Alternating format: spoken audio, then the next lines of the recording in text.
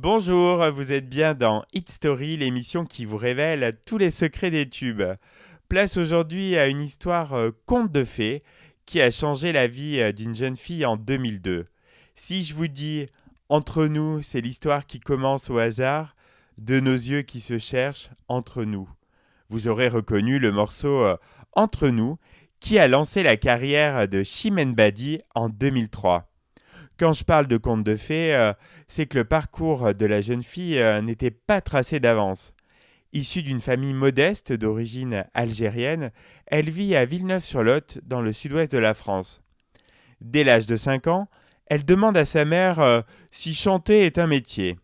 La petite fille consacre tout son temps libre à sa passion et chante des heures d'affilée.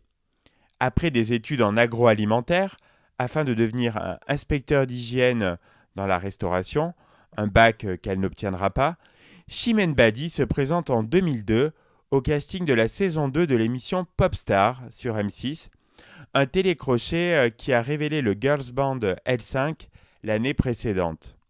Retenue pour l'émission, Chimène Badi chantera a cappella devant le jury, composé de la parolière Elisabeth Anaïs, du chorégraphe Bruno Vandelli et surtout du directeur artistique du label AZ Universal, Valérie Zetoun.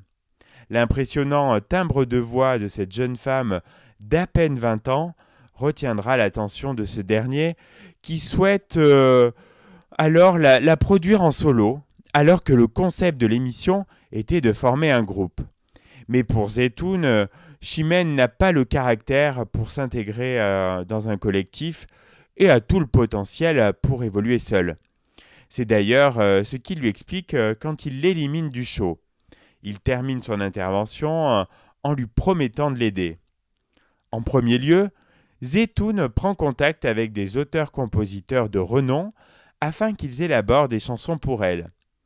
2 mois après son élimination de Popstar, Chimène Badi reçoit un appel de Valérie Zetoun qui veut la voir avant la fin de la semaine à Paris. L'un des professionnels de la musique avec lesquels il a pris contact est le producteur canadien Rick Allison, l'homme qui a aidé à lancer Lara Fabian. Dans le bureau de Zetoun, Allison sort un CD qu'il a amené de Montréal. Il explique qu'il a composé expressément pour Chimène une chanson qui s'appelle Entre nous. J'aimerais beaucoup que tu viennes l'enregistrer à Montréal avec moi, lui dit Allison. Chimène écoute Entre nous et demeure tétanisée car le texte raconte en partie son histoire avec le public. À la fin de l'écoute, elle demeure sans voix, le comble pour elle. C'était le plus beau cadeau qu'on pouvait lui faire. Le premier album de Chimène est bouclé en une semaine entre le Canada et Toulouse. Sorti en janvier 2003, le single Entre nous se classe rapidement au top des ventes de singles. L'album qui sort 2 mois plus tard confirme l'essai.